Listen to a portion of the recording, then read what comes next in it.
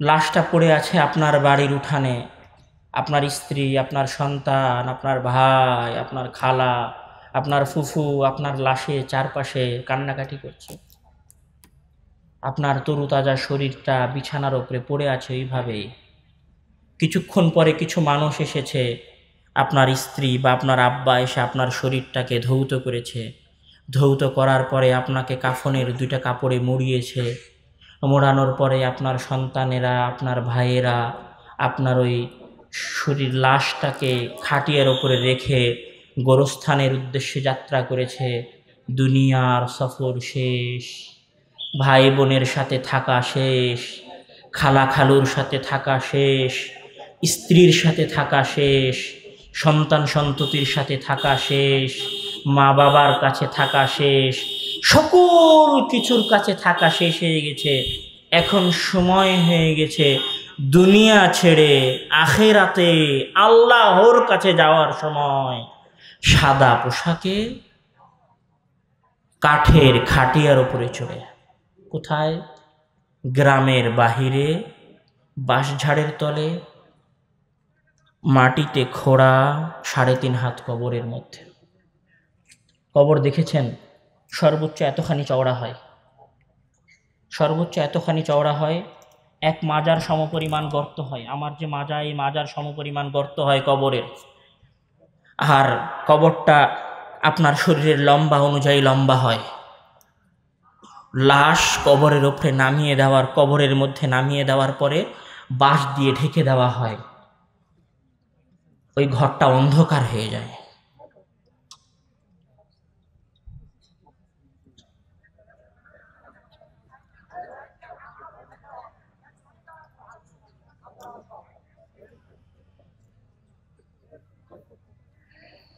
যদি আপনি ওই পরিস্থিতি অনুমান এবং কল্পনা করতে না পারেন, তাহলে আজকে বাসায় যাওয়ার পরে রুমের দরজা আর লাইট অফ করে দিবেন। রুমের দরজা আর লাইট অফ করে দেওয়ার পরে আপনার রুম যখন ঘুটঘুটে অন্ধকার হয়ে যাবে, তখন এবার আপনি কল্পনা করবেন যে আপনি কবরের মধ্যে আছেন। আপনি তখন অসহায়ত্ব অনুমান করতে পারবেন।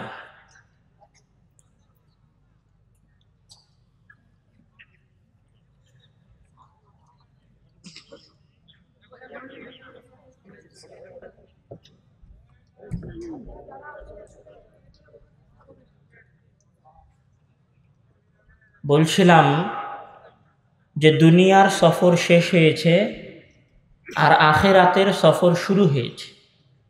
কাঠের খাটিয়ার উপরে চড়ে, সাদা কাপড় পরিধান করে, গ্রামের বাহিরে বাঁশঝাড়ের তলে, মাটির গৃহের উদ্দেশ্যে। এখনো ভয়ঙ্কর অবস্থা শুরু হয়নি। ভয়ঙ্কর অবস্থা কখন শুরু হবে জানেন? যখন আপনার লাশটাকে কবরের মধ্যে দেওয়া হয়েছে, বাঁশ দিয়ে কবরটাকে ঢেকে দেওয়া হয়েছে, ওই বাঁশের উপরে মাটিও দেওয়া হয়েছে, ঘরটা পূর্ণ অন্ধকার হয়ে গেছে। ঠিক এই সময় আপনার জ্ঞান ফিরে এসেছে। আপনার আত্মা আপনার শরীরে ফিরে এসেছে। আপনার আত্মা আপনার শরীরে ফিরে আসার পরে রাসূল সাল্লাল্লাহু আলাইহি ওয়াসাল্লাম বলছেন, ইন্নাল মাইয়িতা ইযা উদিআ ফি কবরিহি ইন্নাহু লিয়াসমাউ খাফকা নিআলিহিম ইযাম সারাফু। ঢেকে দেওয়া হয়েছে, অন্ধকার ঘরের মধ্যে আপনি চলে গেছেন।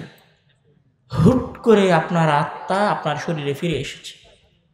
শরীরে ফিরে আসার পরে আপনি দেখছেন আপনি অন্ধকার ঘরের মধ্যে আছেন, আর আপনার ভাই ব্রাদারেরা সবাই চলে যাচ্ছে। আপনি তাদের স্যান্ডেলের আওয়াজ শুনতে পাচ্ছেন। কিসের আওয়াজ শুনতে পাচ্ছেন? স্যান্ডেলের আওয়াজ শুনতে পাচ্ছেন। কবর থেকে ফিরে যেতে ইচ্ছা করবে না? ইচ্ছা করবে। একটু পরে তো ফেরেশতা আসবে। ফেরেশতা আসার পরে জিজ্ঞাসা করবে, মা দীনুক, মান নাবিয়্যুক, তোমার প্রভুকে, মানে রব্বুক, তোমার আল্লাহকে, তোমার দিন কি, তোমার রাসূলকে জিজ্ঞাসা করবে। উত্তর দিতে হবে তো। উত্তর না দিতে পারলে কি হবে? উত্তর না দিতে পারলে বিগত 60 বছরের জিন্দেগি 16 আনায় মিছা প্রমাণিত হবে। উত্তর না দিতে পারলে কোটি টাকার বিজনেস পানিতে ফেলে দেওয়ার মতো হবে। উত্তর না দিতে পারলে নিজের বাড়ির ল্যান্ড ক্রুজার, পাজেরো আর শখের মোটর সাইকেলগুলো বেকার, ফালতু মনে হবে। আপনি আপনার ভাই, চাচা, খালু, বাপ, বন্ধু বান্ধব সবার চলে যাওয়ার স্যান্ডেলের আওয়াজ শুনতে পাবেন। সবার চলে যাওয়ার স্যান্ডেলের আওয়াজ আপনি শুনতে পাবেন, কিন্তু ওই কবর থেকে বের হয়ে যাওয়ার কোনো উপায় আপনার কাছে থাকবে না। কবরে চলে যাওয়ার পরে কেউ ঘুরে এসেছে? যুবকেরা, কবরে চলে যাওয়ার পরে কেউ ঘুরে এসেছে? আবু বকর রাদিয়াল্লাহু তাআলা আনহু মারা গেছেন, কবরে চলে গেছেন, ফিরে এসেছেন। ওমর রাদিয়াল্লাহু তাআলা আনহু কবরে চলে গেছেন, ফিরে এসেছেন। পৃথিবীর সর্বশেষ এবং সর্বশ্রেষ্ঠ রাসূল মুহাম্মদ ইবনে আব্দুল্লাহ মারা গেছেন, কবরে চলে গেছেন। মুহাম্মদ ইবনে আব্দুল্লাহ কবর থেকে ফিরে আসেনি। আপনার গ্রামের টকবগে অহংকারী, দাম্ভিক, 2000 5000 টাকা দামের জিন্স প্যান্ট পরে, নতুন শু পরে, ভাব নিয়ে মোটর সাইকেল চালানো ছেলেটাও মারা গেছে, কবরে চলে গেছে নিজের দাম্ভিকতার সাথে। অহংকার করে, গর্ব করে ওই কবর থেকে বের হয়ে আসতে পেরেছে।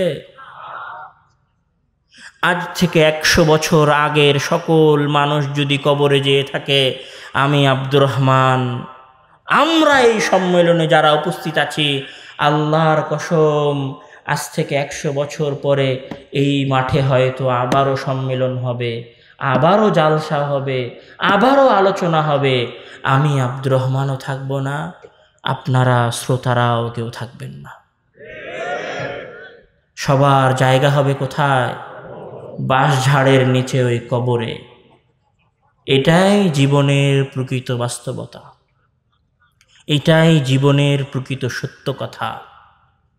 এই সত্য থেকে এবং এই মৃত্যু থেকে পালানোর কোনো রাস্তা, এই সত্যকে অস্বীকার করার কোনো রাস্তা মানুষের কাছে নেই।